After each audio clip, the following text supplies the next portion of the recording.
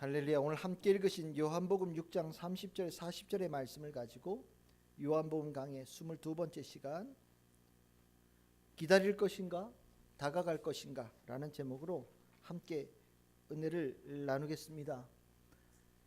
우리가 지난주에 나누었던 요한복음 6장 22절에서 29절에 있는 말씀에서 예수님께서는 자기 앞에 모인 무리들에게 썩을 양식을 위해 일하지 말고 영생을 위해 있는 양식을 위해서 일하라고 주님께서 분명하게 말씀하셨습니다. 예수께서는 분명하게 자기에게 그토록 자기를 찾아온 그 수많은 무리들이 진심으로 예수를 찾아오기를 원하셨던 것이고, 그 자기에게 찾아온 이들에게 영원한 생명의 역사가 일어나기를 소망하신 겁니다. 그런데 무리들은 예수님의 기대와는 좀 차이가 있었어요. 예수님의 기대는 대단히 정말로 이들의 무리를 통하여서 큰 역사가 일어날 것이라고 기대했지만, 이 무리들은 예수를 믿어서 온 것이 아니었습니다. 예수님께서 영생을 위하여 있는 양식을 위해서 일하라고 얘기를 하시고 자기를 믿으라고 하는 이에게 무리들은 이렇게 얘기를 합니다. 우리에게 가장 큰 은혜를 내렸던 분이 모세라고 하는 존재인데, 모세라고 하는 그 존재보다 당신이 더한 능력이 있다는 것을 우리에게 증명해 보이라고 예수께 요구합니다. 당신이 우리에게 모세가 광야에서 만나를 정말 몇십 년 정도 먹였던 것보다 더 큰 능력을 우리에게 보여준다면 예수를 믿겠다라는 거지요.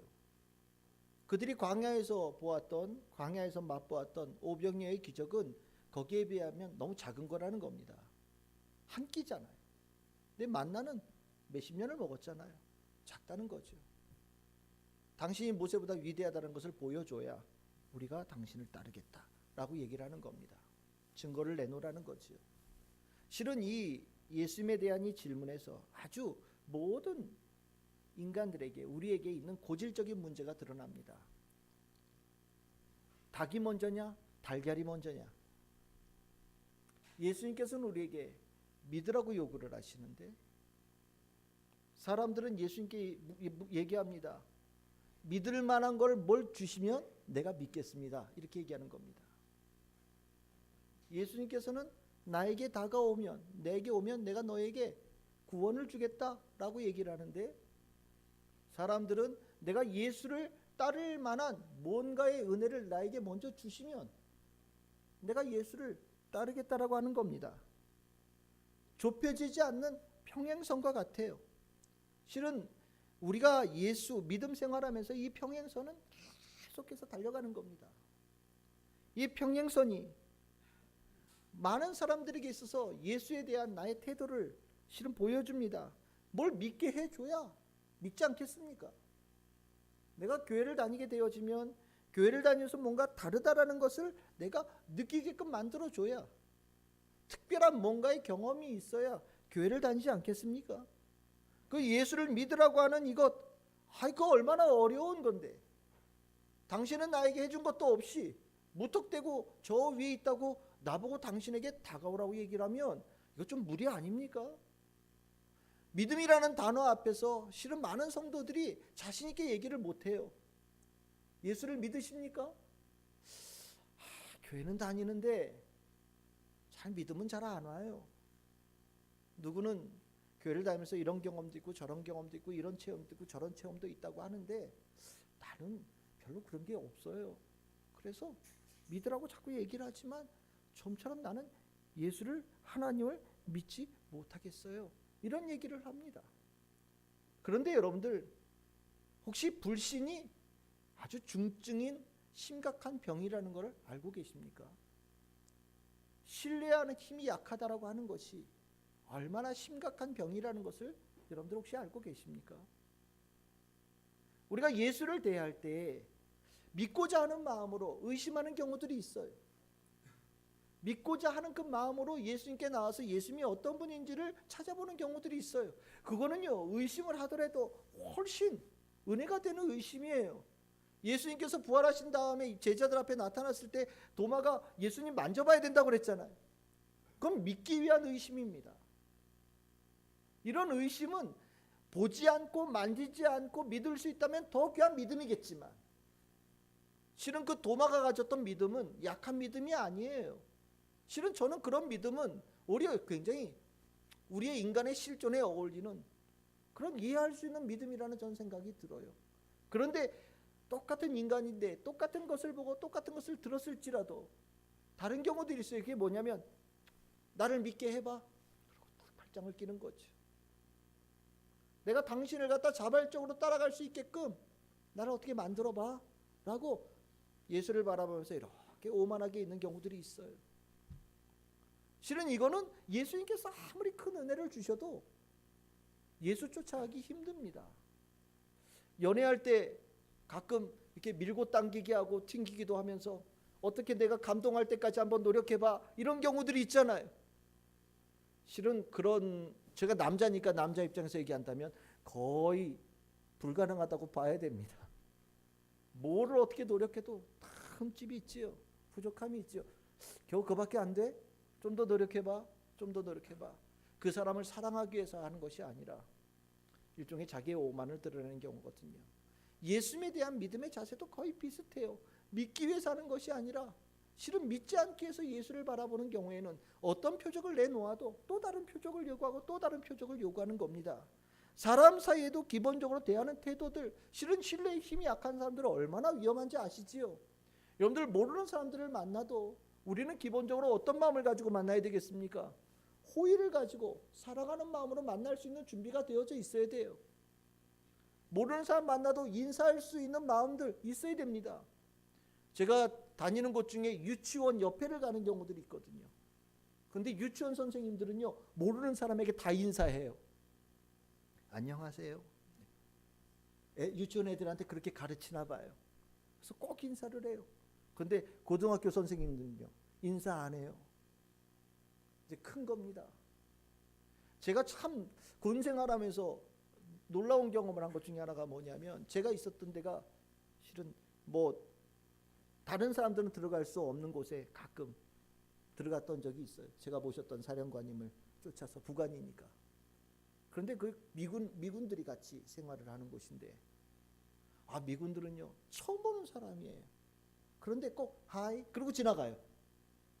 짝대기 하나 두 개 단 친구들이, 그래도 나는 장교인데 장교한테 하이 그러고 지나가요. 우리 같으면 정말 택도 없죠. 어디 사병이 장교한테 하이 그러고 지나갑니까? 경례를 붙이고 와도 지금 시원찮을 판에. 근데 하이 그러고 지나가. 근데 그 사람은 나한테 너무나도 하이 그러고 당당하게 인사하는데 나는 그 앞에서 완전히 얼었어요. 뭐야? 나는 인사도 못하고 놀래가지고 난 그 사람에게 인사할 준비를 안 한 거예요. 똑같이 같이 군 생활을 하면서 같이 전회를 갖는 그런 군인으로서 지나가는 사람에게 존중하는 마음, 신뢰하는 마음이 나에게 없었던 거죠. 그래서 그 다음서부터는 무조건 지나가면 저도 인사합니다. 하이. 마치 미국물 먹은 사람처럼. 얼마나 귀한지 몰라요. 사람들 중에 자기가 사랑하는 사람 요만큼 두고 나머지 사람들에서는 다 적대감을 갖는 경우, 이런 사람들도 있어요. 모르는 사람들을 만날 때는 경계감을 가지고 먼저 보는 사람들도 있어요. 근데 이거 중증입니다. 심각한 병입니다. 그렇게 살면 절대로 윤리적인 삶도 살 수 없고 성숙한 삶도 살 수 없어요. 신뢰가 부족한 사람은 늘 언제나 이 안에 있는 의심이 그 사람을 병들게 만들어요.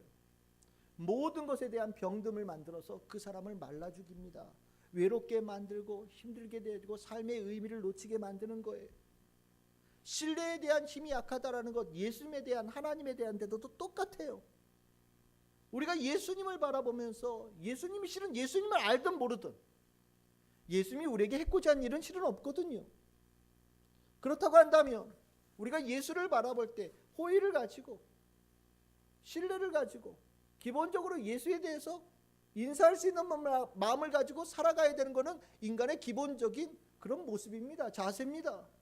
근데 사람들 사이에 신뢰감이 부족한 사람은 예수가 이렇게 하고 저렇게 하고 이런 은혜를 내려줬다고 아무리 얘기를 해도 믿지 않겠다고, 그런데 뭐 어째서 나에게 그래 나 좀 더 노력해봐요. 나는 아직도 내 마음이 열리지 않았네. 예수님 앞에 이런 태도로 가는 경우들이 있는 거죠. 실은 이 불신의 병에 대해서 이 심각한 병을 우리는 아주 제대로 다루어야 돼요. 그러면 우리는 이 문제를 조금 떠나서 아까 잤듯이 하나님께서는 우리에게 믿음을 요구하고 우리는 하나님께 먼저 은혜를 베풀어 달라고 얘기하는 이 평행선. 하나님은 저 위에 계시고 우리에게 일방적으로 믿음을 요구하시고 우리에게 다가오라고 요구하시냐? 아닙니다. 실은 우리가 눈이 가리고 우리가 눈꺼풀에 이상한 게 씌어서 우리에게 다가오신 예수를 못 봤기 때문에 예수의 은혜가 우리에게 먼저 임했다는 것을 깨닫지 못할 뿐이에요. 하나님은 우리에게 먼저 다가오시고 하나님은 우리에게 먼저 예수를 보내주셔서 하나님의 사랑이 우리에게 먼저 들어오는 경험을 모든 이들에게 베풀어 주셨어요. 오늘 이 오병이어의 기적, 또 다른 기적을 얘기했지만 여러분들 표적이라는 게 뭡니까? 표적을 볼 때 보는 시각이 잘못되어지면 똑같은 것을 경험하고 나서도 완전히 다른 해석이 나와요. 표적을 보면서 누가 했느냐? 얼만큼 많은 것을 이루었느냐? 얼마나 강한 효과를 나타냈느냐? 만약에 이런 것을 보기를 원한다면 표적을 보면서 표적을 행한 사람이나 거기에 나타나는 여러 가지 현상들을 바라보겠지요. 근데 표적은 그런 게 아니에요.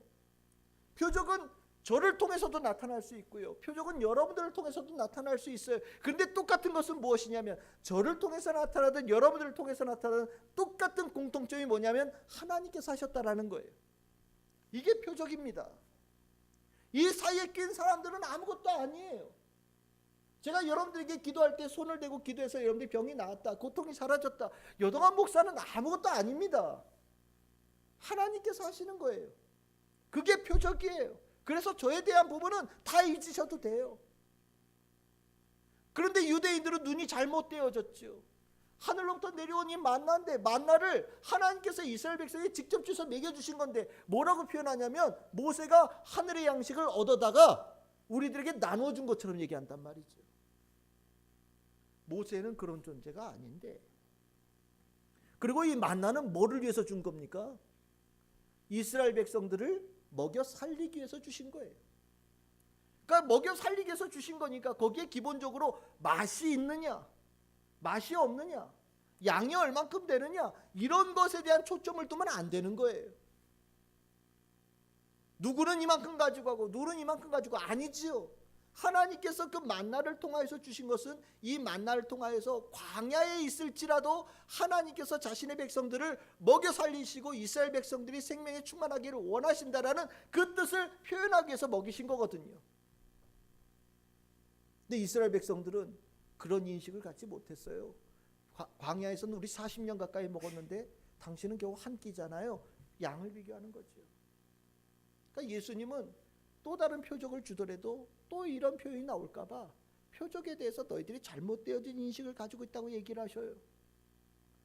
표적 안에 하나님을 봐야 되고, 표적 안에 그 표적을 통해서 하나님께서 어떤 성품과 어떤 뜻과 어떤 계획을 가지고 다가오셨는지를 보아야 되고, 그 안에 들어있는 내재되어진 하나님께서 이것을 통하여 우리가 무엇을 얻기를 원하시는 분명히 파악할 수 있어야 된다라고 예수님께서 강조하시면서 예수님께서 이렇게 얘기하십니다. 광야에서 하나님께서 내려주신 그 만나, 생명의 떡, 그게 누구라고요? 바로 나다. 내 안에 광야에서 하늘로부터 내려온 그것, 내가 하늘로부터 왔고 만나를 통하여서 이스라엘 백성을 살리기를 원하셨던 그것, 나도 이 땅에 와서 너희들을 살리기 위해서 이 땅에 오셨다라는 것을 예수님께서는 분명하게 드러내시죠. 표적은 이미 드러내신 거예요. 광야에서 이스라엘 백성들에게 광야에서 푸른 초장에서 그들을 먹이셨을 때 그 먹이신 그 사건은 하나님께서 예수를 통하여서 이미 이 땅에 있는 모든 사람들을 살리기를 원하시고 그들에게 거듭나기를 원하시고 끊어졌던 하나님과 이 땅의 관계가 회복되어졌다는 것을 증명하신 거거든요. 근데 그 표적을 보고도 예수 그리스도가 어떤 문제를 깨닫지 못하니 실은 이 엉뚱한 일이 일어난 거죠. 그리고 나니까 어떤 역사가 어떤 문제가 나타나느냐? 하나님께로부터 우리가 믿을 만한 은혜를 또 내려달라고 요구하는 거예요. 실은 우리가 이런 경우들이 허다합니다. 수많은 하나님의 은혜를 경험했음에도 불구하고 그거는 어저께고요. 오늘은 또 다른 게 내게 와야 내가 예수를 따라갈 수 있을 것 같습니다. 그건 작년이잖아요. 작년에 이미 그 먹었던 거 다 소화돼서 사라졌어요. 나는 새로운 것이 필요해요 라고 얘기하는 경우들이 있어요. 그런데요, 정말 중요한 거는 어제나 오늘이나 내일이나 변치 않으시는 하나님께서 주셨다는 것이 중요한 것이고요. 하나님께서 어저께 주셨다면 오늘도 주시는 분이시고 내일도 주시는 분이셔요. 다만 내가 그 하나님을 귀하게 여기고 하나님을 소중하게 여길 때 그 은혜는 끊임없이 흘러가는 거지. 근데 그것을 놓치고 나면 매일같이 하나님의 은혜를 부어받았음에도 불구하고 밑빠진 독과 같아서 쑥 다 꺼진다라는 겁니다. 남는 게 없어요. 그러니 맨날 배고프고 맨날 목마르고 맨날 삶 속에서 내 안에 하나님이 계신지 나는 믿을 수가 없어요. 다른 사람들은 하나님 좋다고 늘 고백하는데 나는 그런 고백이 안 나와요. 다른 사람은 하나님 사랑한다고 얘기하지만 나는 그 사랑한다는 고백이 처음처럼 나오지 않아요 라고 얘기하는 거예요. 누구는 찬양만 불러도 눈물이 떨어지고 누구는 말씀이 꿀송이처럼 달다고 하는데 아유, 성경은 정말 한 장 읽기가 정말 이렇게 어려울 수가 없고요. 기도는 1분 하고 나면 도저히 기도할 게 없고요. 찬송가는 입에 딱 안 붙어요. 그거 세상에 유행가는 그냥 스쳐만 들어도 가사가 딱 들어오는데 찬송가는 그게 뭐더라. 혼자 집에 가서 부를 내면은 가사도 기억이 안 나고 곡도 기억이 안 나고 목사님이 부를 때는 그 찬양이 괜찮았던 것 같은데 이걸 어디다 찾아볼 때도 없고. 왜 그래요? 밑에 독이 빠져서 그래요. 구멍이 나서 그래요. 밑 빠진 독이 되어지고 나니까 남는 게 없는 거예요. 밑 빠진 독이 왜 되었어요? 눈이 감겨서 그래요. 나에게 다가오신 예수 그리스도를 보지를 못해서 그래요. 하나님께서 먼저 나에게 다가오신 하나님의 은혜를 내가 깨닫지 못해서 그래요. 그러면 내 삶에 큰 구멍이 생기는 거예요. 이 얘기를 듣고 이스라엘 백성들을 좀 알아들었으면 좋겠는데 34절에 보면 그 양식 좀 먹었으면 좋겠습니다. 그거 좋다는데 그것 좀 다시 한번 먹여주시죠 라고 얘기를 해요. 근데 예수님은 다시 먹이셨다는 얘기가 없어요. 대신 예수님께서 그들이 먹었던 초원의 양식이 무슨 양식이었는지를 다시 한번 의미를 전하시면서 이제 요한복음의 아주 중요한 특징이 하나 나오는 거예요. 나는 뭐뭐뭐뭐다. 나는 땡땡땡이다. 이거를 헬라어로 그냥 유명하게 에고 에이미 이러거든요. 나는 뭐다. 이게 요한복음에 7개가 나와요. 표적이 몇 개였죠? 7개. 예, 요한복음은 7자 좋아하거든요.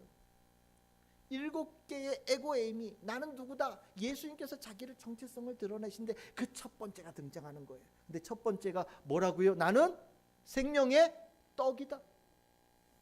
엄밀하게 표현하자면 생명의 빵이다. 왜 이 동네는 빵 먹고 사는 동네니까. 우리로 따지면 생명의 밥이다 이거지. 밥이다. 맞아요. 밥이에요. 생명의 밥이다. 내가 너희들에게 생명을 주는 밥이라는 거예요. 밥은 어떻게 돼요? 밥은 어떻게 돼요? 먹어야죠. 밥은 먹어야 해야 되는 거예요. 밥을 바라보면 배가 불러요? 물론 자린고비는 굴비만 매달아놔도 이미 짠맛을 느꼈다고 하는 도를 튼 사람이긴 하지만 밥을 하루 종일 보아도 배는 부르지 않아요. 생명의 빵으로, 생명의 떡으로, 생명의 밥으로 오신 예수예요. 예수께서 자기를 드러내셨어요. 그러면 그 밥을 우리는 뭐 해야 되는 거예요? 먹어야 되는 거예요. 먹으라는 거예요. 예수님께서 얘기하셔요. 나를 먹어라. 나를 먹어라. 나를 먹으면 너희들에게 이 하늘로부터 내려온 생명의 양식의 풍성함이 너희들에게 있어서 배고프지 않을 것이라고 주님께서 얘기하셔요. 나를 먹어라 라고 하는 이 얘기를 성경에서는 뭐라고 표현하느냐? 그 다음에 35절 이렇게 나오죠. 34절입니다. 거기 35절에 뭐라고 그러니까 내게 오는 자는, 나를 믿는 자는. 아까 제일 처음에 뭐라고 그랬습니까? 하나님에게 나를 믿으라고 얘기를 했어요. 사람들은 뭐라 그래요? 나에게 믿을 만한 거리를 먼저 달라고 그랬어요. 좁혀지지 않는 평행선처럼 보여요. 근데 알고 봤더니 어떻습니까? 하나님께서 우리에게 먼저 다가오셨어요. 우리에게 은혜를 주셨어요. 예, 하나님께서는 우리가 깨닫지 못할 때에 이미 이 땅에 하나님께서 먼저 은혜의 손길을 내미셨다라는 거예요. 이제 내밀었으니 하나님께서는 우리에게 뭐라고 얘기하시는 거예요? 이제 너희 차례다 이렇게 얘기하시는 거예요. 너희 차례다. 밥 먹으러 저 위에 오라는 소리 얘기 안 했지 않느냐? 니들이 저 위에 있는 밥 먹으러 오기 힘들어서 밥이 왔다. 네 눈앞에 밥이 왔다. 밥이 너희들 눈앞에 있다. 그러면 100이라고 하는 거리면 99는 예수님께서 하나님께서 오신 거예요. 이제 1의 거리를 우리 보고 다가오라고 얘기하시는 거예요. 너희 차례다. 아직도 또 다른 표적을 기다리는 삶으로 살 것이냐, 아니면 한 걸음 주님 앞에 다가와서 생명의 밥으로 오신 예수 그리스도를 먹는 자가 될 것이냐, 결단하라는 거예요. 실은 우리가 이 한 발짝 주님 앞에 나아가는 것에 대해서 얼마나 많은 사람들이 못 뛰는지를 몰라요. 세상을 향해 달려가는 발걸음은 달려갑니다. 친구가 전화 오면 옷 다 벗고, 실은 모든 화장 다 지웠어도 사랑하는 친구가 전화 오면 남자들은 옷 후다닥 갈아입고 피곤해도 달려갑니다. 세상 일에 대해서는 화장 다 지웠어도 화장 다시 풀 메이크업하고 또 달려갑니다. 세상 일은 그래요. 근데 주님께 나아가오는 건요, 한 걸음 옮기기가 선지를 지나가는 것보다 더 길게 느껴집니다. 참 이상하지. 예수님이 이 부분을 아주 한탄스럽게 생각하셔요. 나는 너희들에게 왔고 너희들이 보았다. 하지만 너희들은 좀처럼 나에게 다가오지 않고 너희들은 믿지 않으려 한다 라고 얘기를 하셔요. 실은 우리가 이러한 신앙을 갖는 경우들이 얼마나 많은지 몰라요. 목사가 성경을 통하여서 여러분들에게 전하는 말, 여러분들이 성경을 통해서 하나의 말씀을 읽는 경우들이 있지요. 그러면 이거는 생명의 떡이에요. 여러분들을 배부르게 하고 여러분들을 목마름을 해소할 수 있는 하늘로부터 내려온 진리의 말씀이에요. 먹으면 돼요. 이걸 여러분들이 먹어서 이 안에 내재시킬 때 완전히 다른 세계가 열리거든요. 그런데 바라보기만 하는 거예요. 먹질 않는 거예요. 잔치상이 배설되어져 있어도 먹질 않아요. 앞에 물이 있는데 마시질 않아요. 그래서 늘 배고픈 거예요. 왜 안 먹냐고 물어보면 못 믿어서 못 먹겠다고 얘기를 하는 거예요. 교회 다니면 예수 믿는 사람들 다 이런 사람들 아니에요? 그거 없는 거 억지로 지어가지고 사람들 마음을 현혹시켜서 괜히 사람들 마음 꼬시는 거 아니에요? 괜히 그거 한번 먹고 나면 폭 빠져가지고 나가면은 막 죽일 거라고 협박하고 그러려고 먹이는 거 아니에요? 이거 한번 먹고 나면은 나가고 싶어도 너처럼 쭉 빠져들어서 내가 오히려 더 죽어가고 더 목마르고 더 배고픔의 상태로 완전히 있는 것도 없어지는 그런 상태로 만드는 그런 거 아니에요? 나 이거 못 믿어서 못 먹겠다고 사람들이 버티고 있어요. 예수님은 분명하게 하늘로부터 떡이라고 자기를 소개했음에도 불구하고 이거를 먹으면 그들의 만족감이 있고 배부름이 있다는 것을 분명히 푸른 초장에서 오병이의 기적을 통해서 분명히 그들이 경험하게 만들어 주었음에도 불구하고 사람들이 가지고 있는 의심은 예수 앞에 한 걸음 앞으로 나아가는 것이 그렇게 어렵게 만든다는 거죠. 그래서 예수님께서는 자기를 그렇게 생명의 떡이라고 소개하신 다음에 다시 한번 38절에서부터 40절까지 자기가 누구인지를 다시 한번 소개해요. 자기는 누구냐? 보낸 분이 있다라고 얘기합니다. 나는 갑자기 여기서 내가 이게 손들어서 내가 갑자기 그런 마음이 들어서 그렇게 되어진 자가 아니라는 거예요. 뭐라고 표현해요? 보내신 분이 있다라는 거예요. 그 보내신 분이 누구예요? 하나님이시죠. 근데 그 하나님과 보내신 분과 보냄을 받은 자의 관계는 어떤 관계입니까? 아버지와 아들의 관계예요. 세상에서 제일 가까운 관계, 온 우주에서 가장 가까운 관계예요. 그래서 누구는 얘기합니다. 예수와 하나님은 하나라고요. 그분이 그분이라고요. 성부와 성자는 하나라고요. 하나님께서 하늘로부터 이 땅에 오신 겁니다. 오셔서 그 보냄을 받은 그 존재는 자기 마음대로 하지 않아요. 무엇을 해요?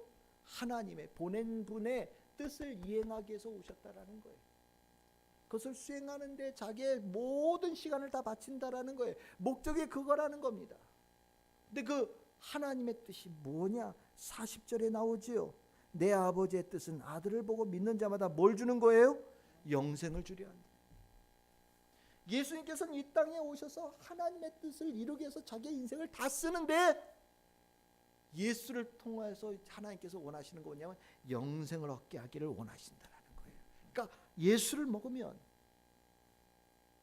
예수를 내 안에 모셔드리면, 내가 예수에게 한 발짝 걸어가고 나아가면 다른 데서는 얻을 수 없는 영원한 생명, 맛으로 따지자면 이 세상 어디에서도 맛볼 수 없는 최고의 진미를, 만족함으로 따진다면 그 어디에서도 느껴보지 못했던 완전한 배부름과 행복한 배부름을, 그래서 육신도 영혼도 마음도 완전히 살찌어지는 완전히 다른 세계를 예수께 한 걸음만 나아가면 주기를 하나님께서 이미 계획하셨고 그렇게 주시겠다라고 약속하셨다라는 겁니다. 예수님은 자기를 얘기하면서 나는 못 믿을 존재가 아니다라고 다시 한번 강조하셔요. 너희들은 나를 보면서 혹시 아닐지도 몰라라고 의심할지 모르지만 나는 하나님이 아버지이자 하나님께서 나를 보내셨어. 나에게 특별한 사명을 주셨고 나는 그 사명을 이루어가는 자야. 나는 너희들에게 와서 다른 거 주려고 하는 게 아니다. 너희들에게 돈을 뺏으려는 것도 아니고 너희들의 삶을 너희를 종처럼 부리려고 하는 것도 아니고 너희들의 시간을 뺏으려고 하는 것도 아니고 너희들의 삶에 더 심한 멍해를 주려고 하는 것도 아니야. 내가 너희들에게 주기를 원하는 것은 영원한 생명이다. 그러니 나를 믿거라. 나를 믿거라. 나에게 한 걸음 다 다가오거라. 주님께서 말씀하셔요. 그리고 나서 주님께서는 다가온 자에게 주시는 약속이 있지. 나에게 다가오기만 한다면, 나에게 다가오기만 한다면 37절에 보시면 나는 너희들을 내쫓지 않는다 라고 얘기하셔요. 왜 이런 얘기가 나왔냐면 이 요한복음을 쓴 이 교인들은 유대교 회당으로부터 쫓겨난 사람들이에요. 쫓겨남에 대한 큰 상실감이 있는 사람들입니다. 쫓겨남에 대한 큰 상실감이 있는 사람 우리 이미 한 명 봤었죠. 혹시 기억나십니까? 수가성에서 만났던 여인이지요. 남편이 몇 명이었다고 지나간 사람들이요? 5. 지금 살고 있는 사람은 6번째. 쫓겨나고 이혼당하고 실은 핍박당하는, 실은 아주 어려운 삶을 늘 겪었던 여자예요. 그런데 그 여자가 예수를 만나고 난 다음에는 다시는 그 쫓겨나지 않는 7번째 최고의 마지막 완성되어진 남편을 만나는 거예요. 다르지요. 예수님께서는 내게 오면 나는 세상 사람들처럼 뭔가 있을 때는 품고 아무것도 없으면 내쫓고 그렇지 않는다. 나는 내 안에 들어온 사람을 품는다. 너희들이 내게 한 걸음만 다가오면 내가 너희들을 품을 거다. 꼭 껴안을 거다. 절대로 놓지 않을 거다. 이 품고서 너희들을 깊이 사랑할 거다 라고 얘기하셔요. 그리고 나서 또 얘기하십니다. 누구에게? 나에게 오는 자는 39절에 얘기합니다. 하나도 잃어버리지 않을 것이다. 내가 지킬 거야. 목숨 걸고 지킬 거야. 내가 너를 살리기 위해서 내 모든 것을 걸 거야. 내가 끝까지 너를 끌어안고 갈 거야. 완주할 거야. 나에게 주어진 이 귀한 사명을 절대 놓치지 않을 거야. 걱정하지 마. 네가 나에게 한 걸음만 다가온다면 그 다음서부터 내가 모든 것을 다 하마. 완주하는 그 모든 끝까지 내가 너를 업고 내가 너를 안고 내가 너를 들쳐벗어내도 끝까지 간다는 겁니다. 한 걸음만 다가오면. 그리고 예수님께서 세 번째로 40절에 얘기하시죠. 아까 뭐라고 그랬어요? 믿는 자마다 영생을 얻는다. 그러니까 내가 너에게 영원한 생명을 주겠어. 그리고 마지막 때 재림의 그 순간에 너희들이 부활하게 되어지는 분명한 역사가 일어날 거야. 나에게 한 걸음만 다가온다면, 나에게 한 걸음만 다가온다면 너희들에게는 완전히 새로운 세계가 열린다라고 주님께서 지금 말씀하고 계시는 거예요. 기다리지 말아라. 기다리지 말아라. 또 한 번의 표적을 기다리고 또 한 번의 은혜를 기다리지 말아라. 이미 나는 너희들에게 다가왔다. 이제 너희들 차례다. 너희들이 한 걸음 나에게 다가오거라. 너희들이 한 걸음만 다가온다면 너희들에게 새로운 세계가 열린다. 영화 제목 중에 이런 제목이 있더라고요. 지금 만나러 갑니다. 그렇죠. 예수님께서 오셨으면 우리가 만나러 가야지요. 만나러 가야지. 오늘 이 자리에 주님께서 계셔요. 한 걸음만 나가면 돼요. 한 걸음이 여러분들의 인생을 바꾸는 겁니다. 우리가 이 말씀을 읽으며 오늘 주신 이 설교를 읽으며 6장의 설교가 굉장히 중요한 설교거든요. 우리의 현재의 주소를 주님께서는 묻고 계셔요. 너희들은 어떻게 하고 있느냐? 기다리고 있니? 아니면 나오고 있니? 라고 물어보시는 거예요. 여러분들 어떠십니까? 오늘 좀 여러분들에게 두 갈래 길이 있다고 칩시다. 기다리시겠습니까? 다가가시겠습니까? 다가가시겠습니까? 또 다른 것을 기다리시겠습니까? 아니면 이미 주어진 여러분들 앞에 있는 주님을 향해서 여러분들의 생명의 밥이신 예수 그리스도를 먹으시겠습니까? 먹어야지. 맞아요. 이게 우리에게 필요한 거예요. 우리가 신앙생활하면서 안 되는 것이 이런 겁니다. 하지만 이것만 되어지고 나면 새로운 세계가 열려요. 우리가 신앙생활하면서 흔들리는 이유, 신앙이 성장되지 않는 이유, 늘 구경해서 그래요. 내 앞에 있는 밥을 구경하고, 은혜 받는 자리를 구경하고, 말씀을 구경하고, 늘 언제나 정신은 딴 데가 있어서 주님께 앞에 나아가는 것을 하지 않아서 그래요. 지금뿐이냐? 아니요. 예수님이 오셨을 때도 그때도 그랬던 것 같습니다. 그래서 예수님께서는 다가오라고 한 발자국만 다가오라고 주님께서 우리에게 요구하고 계십니다.